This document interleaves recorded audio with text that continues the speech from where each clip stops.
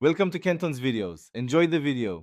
You already have admin access, so start by opening Settings and going straight to Accounts, then Sign-in options. You will see Password, PIN, and Windows Hello methods. Choose the one currently enabled.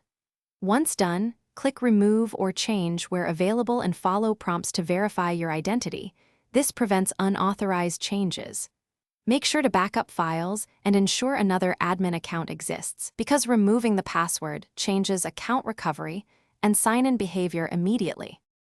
Next, press Windows plus R, type NetBlizz and run as administrator.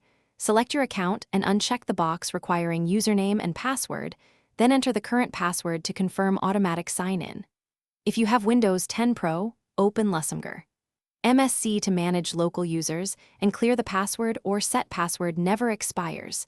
This is why local versus Microsoft accounts differ. Once done, restart and verify you can sign in automatically. Make adjustments if you still see credential prompts. To finish, restart your PC and confirm the lock screen no longer asks for the password. Try a full reboot and sleep/wake cycle to be certain. If you used a Microsoft account, convert it to a local account first. Otherwise, the cloud password stays enforced.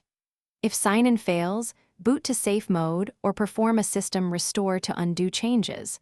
Alternatively, use another admin account to reset settings. One key tip: re-enable a password if you lose physical control of the device to protect your data. Thanks for watching. Consider subscribing if we helped you.